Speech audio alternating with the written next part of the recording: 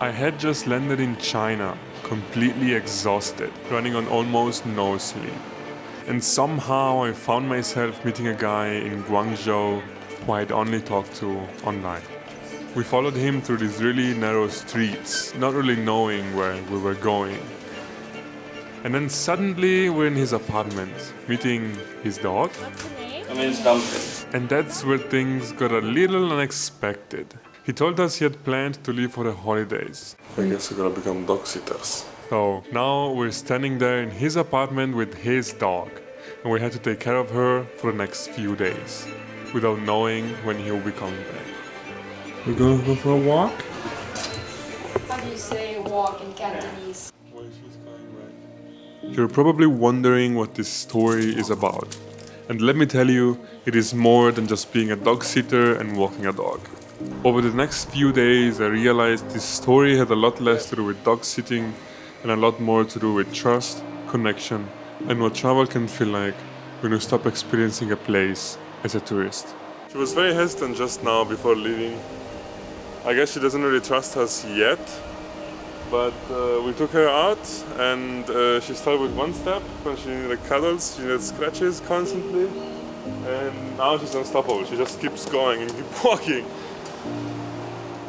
It felt strange, but at the same time there was something about that level of trust that made the whole situation kind of special, right from the beginning. Do you get breakfast here? Sure. 谢谢. Sure. I think I really like Cantonese food. It's not too heavy, it's not overly spicy. It makes me think about yesterday night. We went to a tea house with our friend, our host. One package of this is for one tea. Yeah, so basically we pay 7 yuan for each and you get one bag. It's called pole. Gole. Oh, nice. Yeah, that's the fisherman rice soup. Oh, Because they used to have people live on the boat whole life. okay, wow. Yeah, like go to the river. Yeah. First time trying rice soup. Super nice. Unfortunately, my camera died in the middle of it, but we ended up just sitting there for hours, talking, and it didn't feel like one of those surface level conversations that you usually have while traveling. Which makes it even more interesting that a few hours later he trusted us enough to just leave us here like this.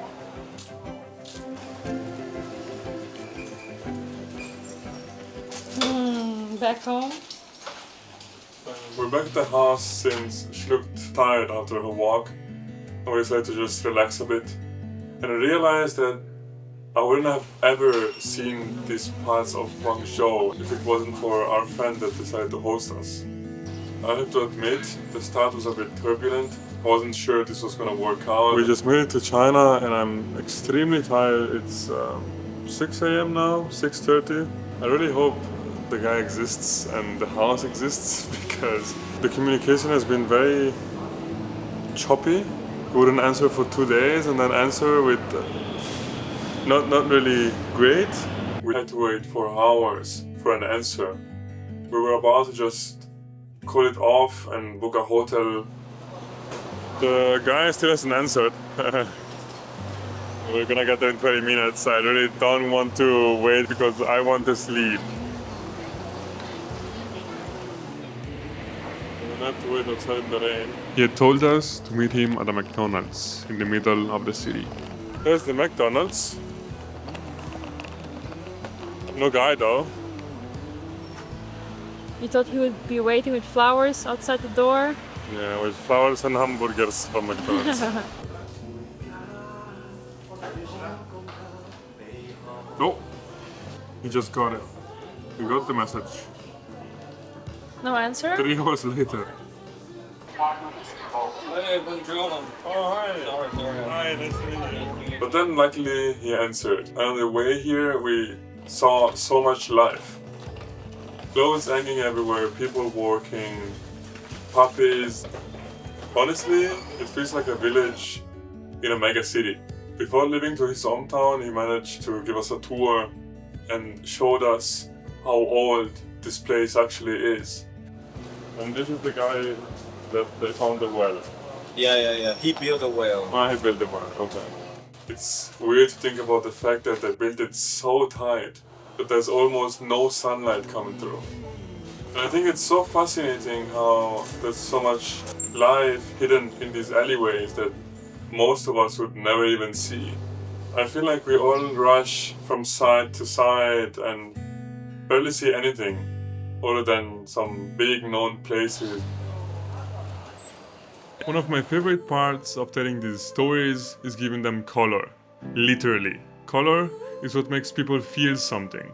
For that, I've been using Dehancer, today's video sponsor, to help me bring a more film-like look into my work.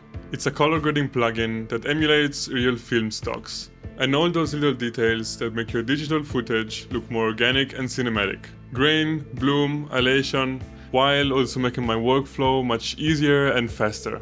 I hope this inspires you to go out and create something yourself.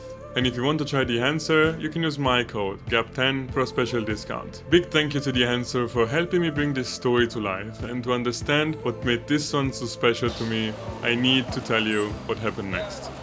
We were here earlier today, huh? Yeah, thankfully it worked out. And we're gonna go run for a bit. Well, we are meeting up with some of his friends. New downtown center. Oh, nice. All the MSC. And this is an island actually. The what? This is an island. Ah. It's an island in the river. So this bridge crossed the island. And there's homeless community under the bridge. Oh, okay. At the same time, the rich community also on the same island. Oh, wow. Do you have any siblings? No, I'm the only kid. Oh, you're the only child, okay. Yeah. Ah. Because at that time, still one child policy.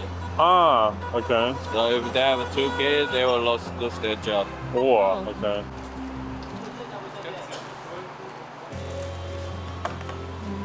Thank you. My mother's side grandma is 101. According to Chinese way to calculate. Ah, okay. 1925, 1925. November. Same rice roll. Being rice. That's how they call it. Chen Fan in Cantonese. Chim Fan. Yeah. It tastes like peanuts. I have to try this.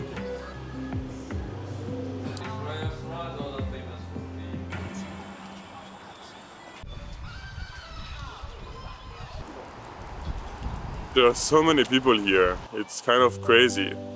The idea that everyone has their own lives going on, just as complex as yours, you never really think about it. I feel like when you move through a place quickly, you never really notice them. But walking around like this, especially with a dog, you start noticing it more. And then on top of that, you realize how big this place actually is. I mean, Guangzhou alone has like 20 million people in it. And then you zoom out and think about China as a whole, and it gets hard to wrap your head around it. So many lives being lived at the same time. I really didn't expect to think about this on this trip. I thought I'd just come here, see the city, film a bit. But standing here, you kind of realize how small your own perspective is compared to everything that's happening around you.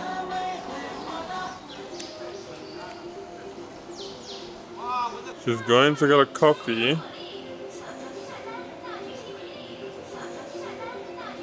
It's a Pup Cup. You never heard of it? What is that? It's just whipped cream for the dog. Oh, nice. Pup? Oh. Like it? Look at the tail.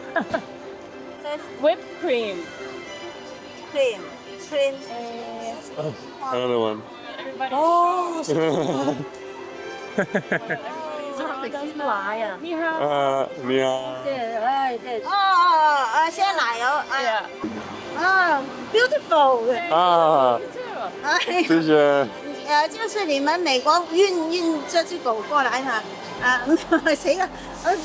广州人没你们亲切 ，friend and friends。Yeah. Energy is back up after the Pup Cup. I think she's never had one before. She loved it. Where I'm from, dogs are usually treated as part of the family, so you don't really question it.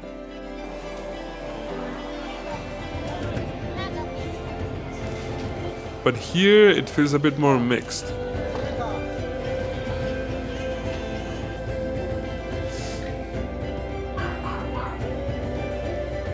And I think being responsible for her, even in a small way, makes you more aware of the difference.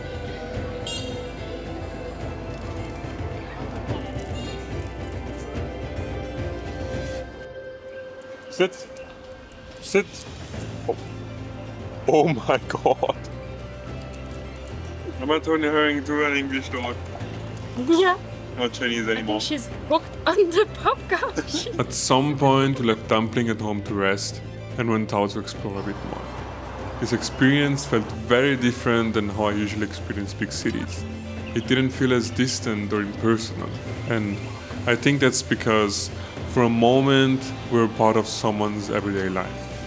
I didn't plan to come here and become a dog sitter, and I definitely didn't expect things to turn out like this.